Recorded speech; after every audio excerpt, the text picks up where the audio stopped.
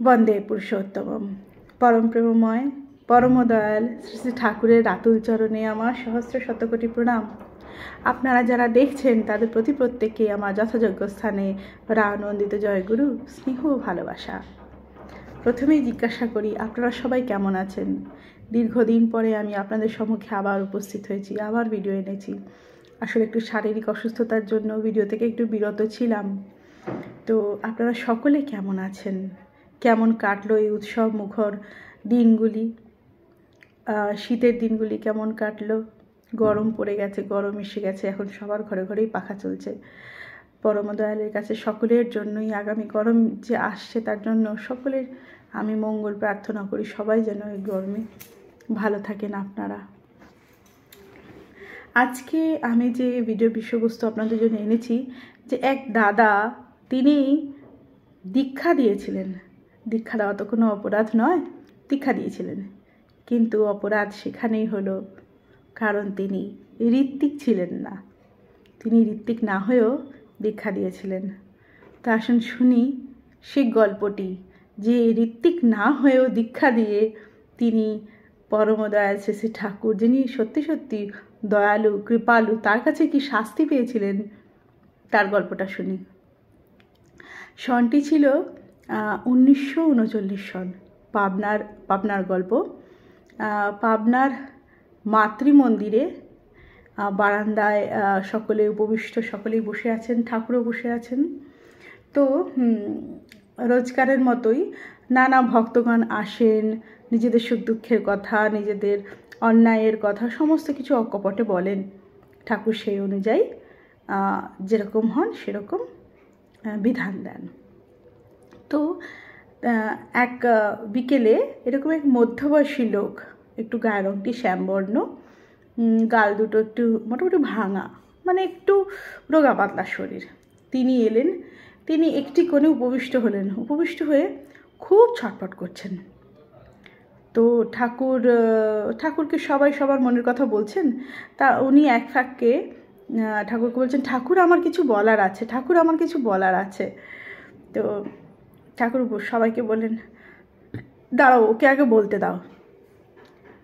তা ও যখন বলল, মানে উনি যখন শুরু করলেন ওনার কথা, তো উনি বললেন যে, ঠাকুর আমি একটি অন্যায় করে ফেলেছি।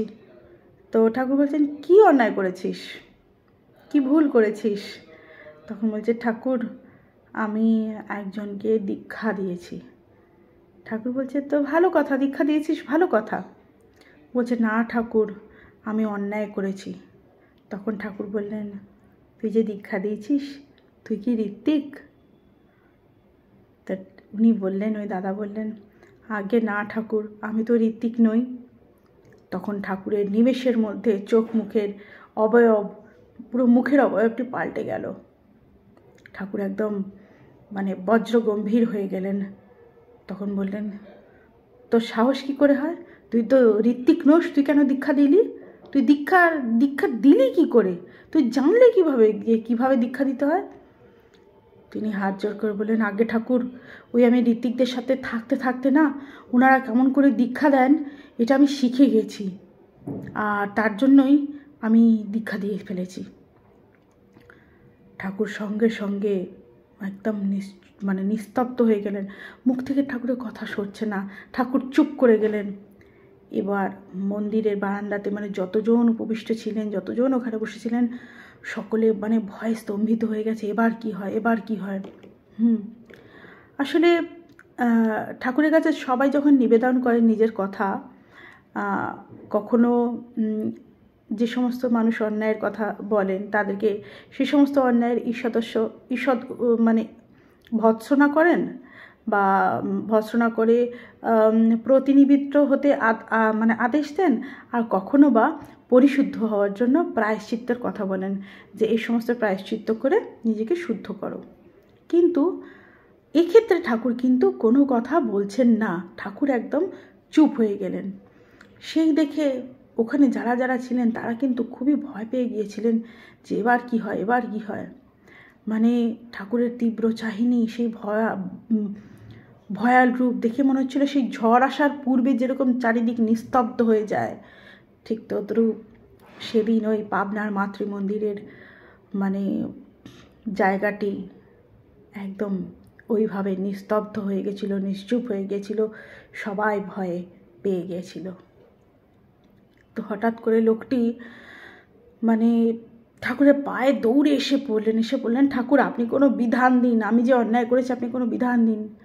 ঠাকুর বললেন পা ছাড়, এর কোনো বিধান হয় না, এর কোনো প্রায়শ্চিত্ত নেই। তখন লোকটি বললেন ঠাকুর আপনি যদি আমার সাথে কথা না বলেন, যদি বিধান না দেন, এর চেয়ে বরঞ্চ আপনি মৃত্যুদণ্ড দিন, আমাকে আপনি মৃত্যুদণ্ড দিন, আমি সেটিও শিরোধার্য আমার, আমি হাসি মুখে গ্রহণ করব, কিন্তু আপনি কোনো বিধান দিন, আমি পারছি না, আমি অন্যায়ের বোঝা নিতে পারছি না। ঠাকুর তখন অন্যদিকে মুখ ঘুরিয়ে বসে রইলেন, কথা বললেন না।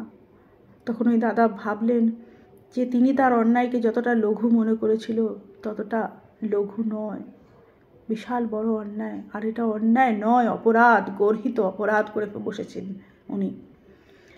যাই হোক, অনেক কান্নাকাটি করে ঠাকুরের পায়ে, ঠাকুর আমি আজকে আপনার পা ছাড়বো না, ঠাকুর আমাকে আপনার বিধান দিতেই হবে, বিধান দিতেই হবে। ঠাকুর তখন রেগে গিয়ে বললেন যে তুই যা অন্যায় করেছিস এ অন্যায়ের কোনো ক্ষমা হয় না। তাই তিনি ওনাকে বললেন যে ঠিক আছে, তুই বছরে একটি করে চন্দ্রায়ণ